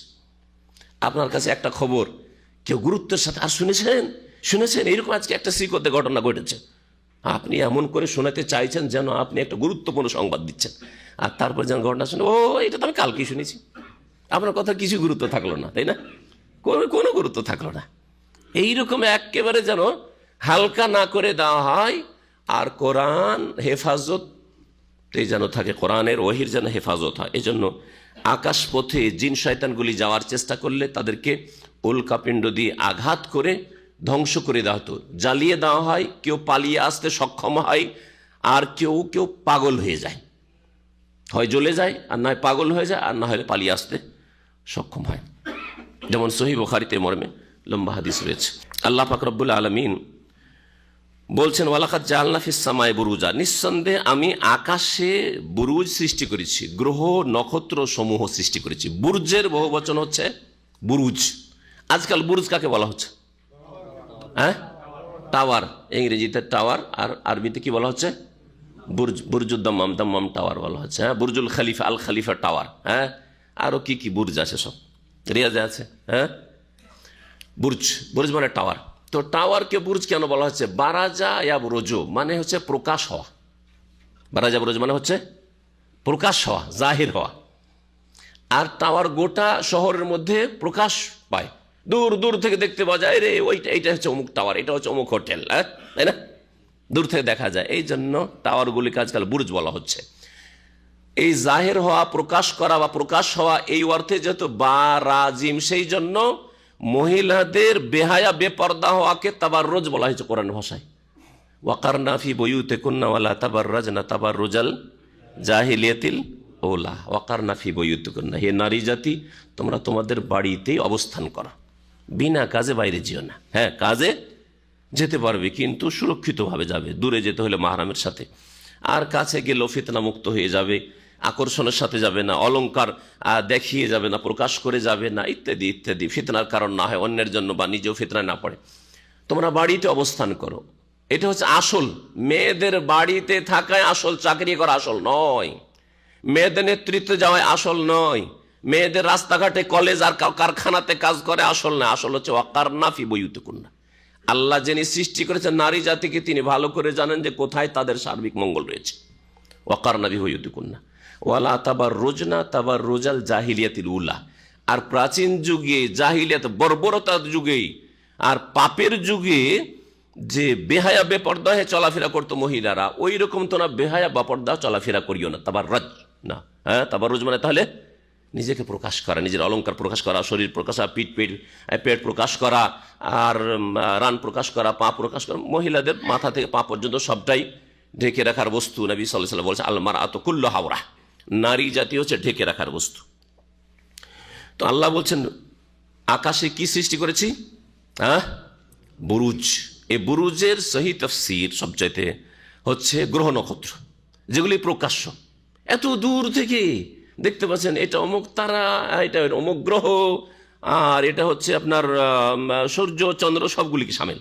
জি, একটা তাফসীর। কেউ কেউ বুরজের তাফসীর করেছেন সূর্য চন্দ্র বা গ্রহগুলির যে কক্ষ স্থান রয়েছে, চলার স্থান, কক্ষ রয়েছে, এই কক্ষগুলিকে বলা হয়েছে বুরজ। এই জন্য 12 মাসে 12টি যে বুরজ রয়েছে, কক্ষ রয়েছে এই গ্রহগুলির, এটাকে কেউ কেউ বুঝিয়েছে। আর এই বুরজ মানে রাশি হয়। রাশি কয়টি রয়েছে জানেন কি রাশি সম্পর্কে? হ্যাঁ, 12টা রাশি, ওই রাশিগুলিকে বুঝিয়েছে। জি, কিন্তু এগুলি তফসির এখানে নেই। এখানে বুরুজ, কোরআনের ভাষায় বুরুজ। তাবারাকাল্লাযী জাআলা ফিস সামায়ে বুরুজা, সূরা ফুরকানে বলেছে আকাশ আল্লাহ বুরুজ তৈরি করেছেন, মানে প্রকাশ্য আল্লাহ পাক রব্বুল আলামিনের সৃষ্টিগুলি, সূর্য চন্দ্র গ্রহ নক্ষত্র, এগুলিকে বোঝানো হয়েছে, যেগুলি প্রকাশ হয়ে রয়েছে। ওয়াযায়্যান্নাহা লিন-নাযিরিন, এবং দর্শকদের জন্য সেগুলিকে সুসজ্জিত করেছেন, এগুলিকে সুসজ্জিত করেছেন, এগুলিকে সাজিয়েছেন, দেখতে পাচ্ছি আমরা। তাহলে জিনত হচ্ছে গ্রহ নক্ষত্র সূর্য চন্দ্র, এগুলি হচ্ছে জিনত, এগুলোকে বোঝানো হয়েছে। আর যদি কক্ষ হইতো বা রাশি হতো তাহলে কেমন করে জিনত হবে? ওয়া হাফিজনাহা মিন কুল্লি শাইতানির রাজিম, আর এগুলির সুরক্ষা করেছি। এই আকাশ পথে যা কিছু আছে, গ্রহ নক্ষত্র আর আকাশ, এগুলির আমি সুরক্ষা করেছি মিন কুল্লি শাইতানের, প্রত্যেক বিতাড়ি শয়তান থেকে, প্রত্যেক বিতাড়িত শয়তান থেকে আমি সুরক্ষিত করেছি। শয়তানকে রাজিম বলা হয় কেন? রাজা মায়ার মানে পাথর মারা, রাজা মায়ার মানে পাথর মারা। এই জন্য জামরাকে অনেক আরবরা তাদের মাতৃভাষায় কি বলে জানেন? হ্যাঁ, মারজম বলে। রুহুতুল মারজম মানে জামরাকে মারজম মানে পাথর মারার স্থান। রাজামে আরজম মানে পাথর মারা। তো শয়তানকে রাজিম মানে মারজুম। হ্যাঁ, ফাইল ইসিম মাফুলের অর্থ রয়েছে, অর্থাৎ যেই শয়তান পাথরের আঘাত আল্লাহ পাক রব্বুল আলামিনের রহমত থেকে তাদেরকে শয়তান জিন শয়তানকে বঞ্চিত, জিনের মধ্যে যারা মুসলিম কাফির ইবলিসের চেলা সেগুলিকে তাড়িয়ে দেওয়া হয়েছে। এই অর্থে শয়তানকে রাজিম বলা হয়েছে, বিতাড়িত, আল্লাহর রহমত থেকে বিতাড়িত। পাথর মেরে যেমন তাড়িয়ে দেওয়া হয় তেমনি আল্লাহর রহমত থেকে শয়তানকে তাড়িয়ে দেওয়া হয়েছে। শয়তান থেকে সুরক্ষিত করেছেন আল্লাহ পাক রব্বুল আলামিন আকাশপথকে। ইল্লা মান ইস্তারাকাস সামাহ, তবে যে চুরি করে শোনার জন্য কান পাতবে। ইস্তারাকাস মানে চুরি করে শোনা। দুজন আপনারা আলোচনা করছেন কিছু এদিকে আর ওইদিকে কান লাগিয়ে কেউ শুনছে, এটা হচ্ছে ইস্তিরাকুস সামাহ, কান লাগিয়ে শোনার চেষ্টা করা। তো এরা ওই শয়তানগুলো কান লাগিয়ে শোনার চেষ্টা করে যে কি ফেরেশতারা উপরে আলোচনা করছে।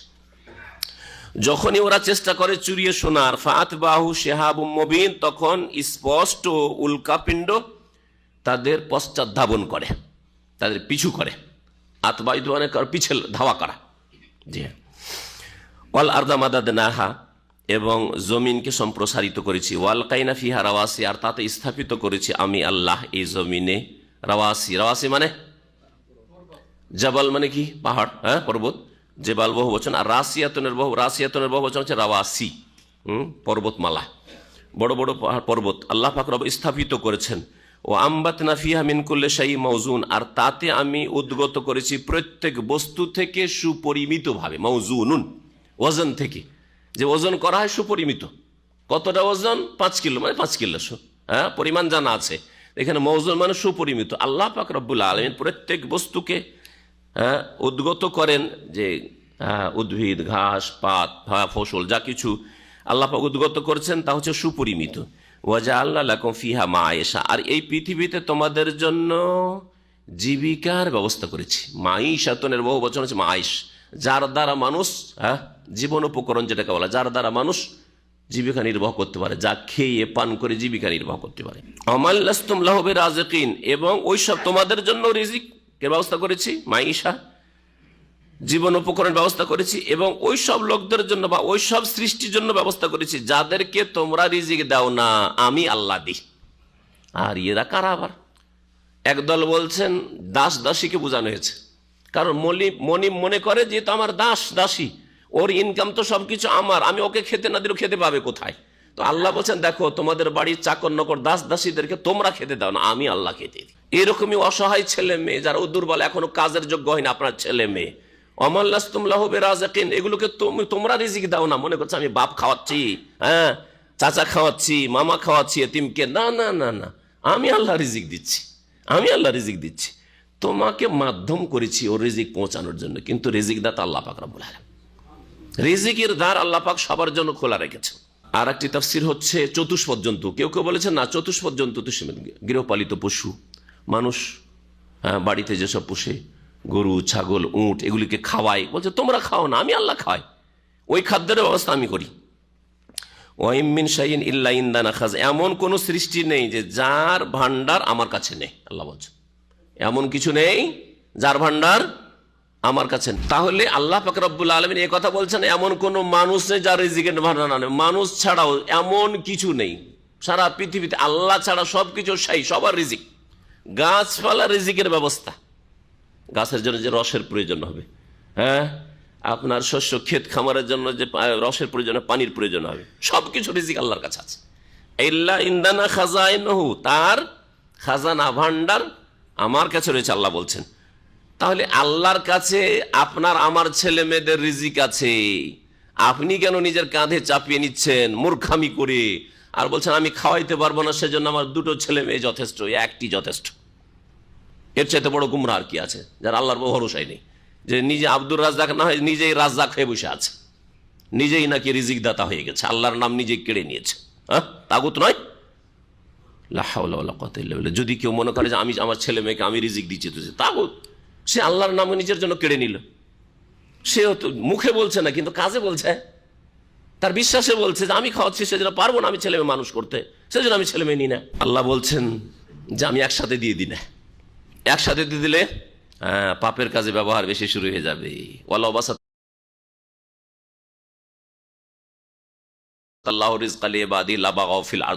বলছেন বান্দার জন্য, মানব জাতির জন্য আল্লাহ রিজিক যদি প্রশস্ত করে দেন, আমাকে আল্লাহ পাক যে 2-4 হাজার দিচ্ছেন, যদি আমাকে কোটি কোটি দিয়ে দেন তো লাবাগাও ফিল আরজ, গুমরাহ হওয়ার আশঙ্কা রয়েছে, পথ ভ্রষ্ট হওয়ার আশঙ্কা রয়েছে, সীমা লঙ্ঘনের আশঙ্কা, জুলম অত্যাচারের আশঙ্কা রয়েছে। লাবাগাও ফিল আরজ, পৃথিবীতে বিপর্যয় সৃষ্টি করে ফেলতো, জুলম অত্যাচার করত। আল্লাহ পাকের কথা সত্য। কাউকে যদি আল্লাহ অভাবে রাখেন, শুকরিয়া আদায় করবেন যে এটি কল্যাণ আছে, আলহামদুলিল্লাহ, ঠিক না? আল্লাহ বলছেন এই কথা যে বেশি করে দিলে ক্ষতি ছিল, তোমাকে যেটা দিয়েছি ওতে তোমার কল্যাণ আছে। আর অনেক লোকই জুলম অত্যাচার করে ধন সম্পদের কারণে, অথবা নেতৃত্বের বলে, ক্ষমতার বলে, জনের বলে, ইত্যাদি ইত্যাদি। আল্লাহ বলছেন ওমানুনাজ্জিলুহু, আর আমি তা সরবরাহ করি না, তা নাজেল করি না, ইল্লা বিকাদারিম মালুম, তবে নির্ধারিত পরিমাণে, যখন যতটা প্রয়োজন হয় ওই নির্ধারিত পরিমাণে আমি দিয়ে থাকি। আল্লাহ নির্ধারিত পরিমাণে দেন। আল্লাহ পাক রব্বুল আলামিন যেসব রিজিক রয়েছে তার একটা হচ্ছে বৃষ্টি। বৃষ্টি যদি আল্লাহ বেশি করে দিয়ে দেন তাহলে কি অবস্থাটা হবে বলেন তো দেখি? ধ্বংস হয়ে যাবে না? আল্লাহ যদি আবার কম করে দেন তাতেও মানুষ ধ্বংস হয়ে যাবে। এই জন্য আল্লাহ বলছেন ওমানুনাজ্জিলুহু ইল্লা বিকাদারিম মালুম। বৃষ্টি থেকে শুরু করে এই বৃষ্টি পানির মাধ্যমে সমস্ত জীবের, শুধু মানুষ, সমস্ত জীবের খাদ্যের ব্যবস্থা হচ্ছে, পানীয় ব্যবস্থা হচ্ছে। কারণ বৃষ্টি বন্ধ হলে খানাও পাবেন না, পানিও পাবেন না, কিছুই পাবেন না। আল্লাহ বলছেন আমি নির্ধারিত পরিমাণে নাজেল করে থাকি, সরবরাহ করে থাকি। ওয়ারসালনা রিয়াহ লাওয়াকিহা, আর আমি বাতাসকে প্রেরণ করি। আরসালা মানে প্রেরণ করা। লাওয়াকিহ লিখাতুনের বহুবচন। লিখা বলা হয় গাভীন উটনিকে, গাভীন স্ত্রীকে কি বলা হয়? লিখাতুন বলা হয়। তো লিখাতুনের বহুবচন হচ্ছে লাওয়াকিহ। তো গাভীনকে কেন বলা হয়? ওর পেট ভর্তি থাকে, তাই না? পেটে বাচ্চা ভরা আছে। তো এখানে আল্লাহ পাক বাতাসকে বলছেন যে বাতাসের পেট ভরা আছে, মানে বাতাস বৃষ্টির ভারে ভারাক্রান্ত, বৃষ্টিবাহী, বৃষ্টির ভারে ভারাক্রান্ত, বৃষ্টি ভরা বাতাস। আল্লাহ বলছেন ওয়ারসালনা রিয়াহ লাওয়াকিহ, আমি বৃষ্টিবাহী বাতাস প্রেরণ করি। ফাআনজালনা মিনাস সামাই মান, অতঃপর আমি আকাশ থেকে, উপর থেকে বৃষ্টি বর্ষণ করি। ফাআসতাইনাকুম, অতঃপর তোমাদেরকে তা পান করিয়ে থাকি। ওমা আনতুম লাহু বিখাজিরিন, আর তার রক্ষক তোমরা নও। এই পানি যে আল্লাহ বৃষ্টি নামালেন সেটা তোমরা রক্ষা করতে পারবে না, যে সংরক্ষণ করে রেখে দেবো, ক্ষমতা নেই তোমাদের। আল্লাহ যদি মনে করেন এই পানিকে পাতালে নামিয়ে দেবেন, পানি খুঁজে পাবে না। কোথায় গেল এত বৃষ্টি, কোথায় গেল পানি খুঁজে পাচ্ছেন না। আল্লাহ পাক বলছেন ওমা আনতুম লাহু বিখাজিরিন ওয়া ইন্না লানাহনু নুহয়ি ওয়া নুমীত, আর আমি আল্লাহ মানুষকে জীবন দান করি, অনুমিত, আর মৃত্যু দান করি। ওয়ানাহনুল ওয়ারিসুন, আর আমি হচ্ছি একমাত্র উত্তরাধিকারী, মালিক, সমস্ত মালিকানার অধিকারী। নাহলে ওয়ারিস, আল্লাহ পাক হচ্ছেন ওয়ারিস। সবকিছু ধ্বংস হয়ে যাবে, সকলে ধ্বংস হয়ে যাবে। আল্লাহ পাক আসমান, ইন্না নাহনু নারিসুল আরদা ওয়া মান আলাইহা, আমি জমিন এবং জমিনের উপর যা কিছু রয়েছে ভূপৃষ্ঠে সবকিছুর একাই অধিকারী হব, মালিক হব। ওয়ালাকাদ আলিমনাল মুস্তাকদিমিনা মিনকুম ওয়ালাকাদ আলিমনাল মুস্তাখিরিন, আর আমি নিঃসন্দেহে জানি তোমাদের মধ্যে যারা অগ্রগামী। ওয়ালাকাদ আলিমনাল মুস্তাখিরিন, নিঃসন্দেহে আমি জানি তোমাদের মধ্যে যারা পশ্চাৎগামী, যারা এগিয়ে আছে আর যারা পিছিয়ে আছে। কারা, কি বুঝিয়েছেন? সবচেয়ে প্রসিদ্ধ তাফসীর আব্দুল্লাহ বিন আব্বাস রাদিয়াল্লাহু তাআলা আনহুমা করেছেন, তাফসীর ইবনে কাসির রয়েছে। সেটা হচ্ছে যারা অতীতে চলে গেছে তাদেরকে আল্লাহ জানেন। আদম আলাইহিস সালাম থেকে শুরু করে আজ পর্যন্ত যারা মারা গেছে তারা হচ্ছে মুস্তাকদিমিন, আগে যারা চলে গেছে তাদেরকেও আল্লাহ জানেন। কাউকে এই নয় জুলুম করে চলে গেছে, পাপ করে চলে গেছে, আল্লাহ ভুলে গেছেন, ছেড়ে দিয়েছেন, না, সবকে জানেন। আর মুস্তাখিরিন যারা বর্তমানে আছে, এখন জীবিত, আর কিয়ামত পর্যন্ত যারা আসবে তাদেরকে আল্লাহ জানেন। এটা সবচেয়ে প্রসিদ্ধ তাফসীর। আর কেউ কেউ বলেছেন ওয়ালাকাদ আলিমনাল মুস্তাকদিমিনা ফিত তাআত, নেকির কাজে কারা অগ্রগামী তাদেরকে আল্লাহ জানেন। আর কেউ পশ্চাৎগামী, কে পিছন দিকে হয়ে নামাজের টান, পিছা টান, তাদেরকে আল্লাহ জানেন। কে আগের দিকে আগ্রহের সাথে নামাজ পড়ে, আর কে নিরুপায় হয়ে, বাধ্য হয়ে, আর সমাজের চাপে, পরিবারের চাপে, অথবা যে কোনো কারণে দুনিয়ার গরজে ইবাদত বন্দেগী করে, সবকে আল্লাহ জানেন। কি অগ্রগামী আর কি পশ্চাৎ, ইবাদত বন্দিগির ক্ষেত্রে, তাআত আনুগত্যের ক্ষেত্রে। আর কেউ কেউ এই আয়াতকে ফিট করেছেন ওই সব মুনাফিকদের ওপর যারা নামাজ পড়তে আসতো পিছন দিকে থাকতো, আবার পিছন দিকে তাদের পিছনে মহিলারা আছে, মহিলার পাশে দাঁড়াবে, কারণ পুরুষদের কাতার আগে হইতো, তারপরে মহিলাদের কাতার, তো মহিলাদের পাশাপাশি দাঁড়ায়, সামনের দিকে যাবে না। এইরকম যাদের অন্তরে বদনিয়ত রয়েছে, অন্তরে রয়েছে কুপ্রবৃত্তির রোগ, মারজু শাহাওয়াত, কুপ্রবৃত্তির রোগ, ওদেরকে দেখবেন যে ক্লান্ত হয়ে থাকলেও লেডিস মার্কেটে ঘোরাঘুরি, মহিলা মার্কেটে ঘোরাঘুরি, ক্লান্ত হয়ে থাকবে, হ্যাঁ, ও বাসাতে এসে আরাম করবে না, জানে যে এই সময়টা বিভিন্ন হাসপাতাল থেকে বা বিভিন্ন ক্লিন কোম্পানি থেকে ওই মেয়েরা বাসে করে করে বাজারে আসে আর শপিং করে, ওখানে এসে ধর্ণা দিচ্ছে, দেখছে। আউযুবিল্লাহ, ওদেরকে আল্লাহ জানেন, ওদেরকে আল্লাহ জানে, জি হ্যাঁ, সবকে আল্লাহ জানছেন যে কি করছো। ওয়াইন্না রাব্বাকা ইয়াহশুরুহুম, আর হে নবী মুহাম্মদ সাল্লাল্লাহু আলাইহি ওয়াসাল্লাম, তোমার প্রতিপালক তাদেরকে একত্রিত করবে। ইন্নাহু হাকিমুন আলিম, নিঃসন্দেহে তিনি হচ্ছেন প্রজ্ঞাবান আর সর্বজ্ঞ, সবকিছু জানেন। আজকে এখান থেকে আমার তাফসীর শেষ করছি। এরপরে ইনশাআল্লাহ তাআলা আদম আলাইহিস সালামের সৃষ্টি সম্পর্কে তাফসীর আগামী সপ্তাহে শুরু করব। আল্লাহ পাক রব্বুল আলামিন আমাদের যেন দুনিয়ার বালা মুসিবত থেকে বাঁচিয়ে রাখেন, আখিরাতের বিপদ থেকে আল্লাহ যেন বাঁচিয়ে রাখেন। আল্লাহ আমাদের সকলকে জান্নাতুল ফিরদৌস যেন দান করেন। আল্লাহ পাক রব্বের সমস্ত ফিতনা থেকে, সমস্ত রকমের ব্যাধি থেকে, সমস্ত রকমের বিপদ আপদ থেকে মুক্ত রাখেন। আল্লাহ আমাদের আপনজনদেরকে, মুমিন ভাই বোনদেরকে যে যেখানে আছেন আল্লাহ পাক রব্বুল আলামিন জালেমদের জুলুম থেকে রক্ষা করেন। আল্লাহ পাক মজলুমের যেন সাহায্য করেন, আল্লাহ যেন মজলুমদের সাহায্য করেন। আল্লাহ পাক রব্বুল আলামিন মুসলিমেরা অসহায়, তাদের তুমি সাহায্য করো, তাদের মদত করো। মুসলিমদেরকে তোমার দিনের দিকে ফিরে আসার তুমি তৌফিক দান করো। আল্লাহ আমাদেরকে জান্নাতের পথে ফিরে আসার তৌফিক দান করো, আমাদের গুনাহমুক্ত হওয়ার তুমি তৌফিক দান করো। সুবহান রাব্বিকা রাব্বিল ইজ্জাতি আম্মা ইয়াসিফুন ওয়া সালামুন আলাল মুরসালিন ওয়ালহামদুলিল্লাহি রাব্বিল আলামিন।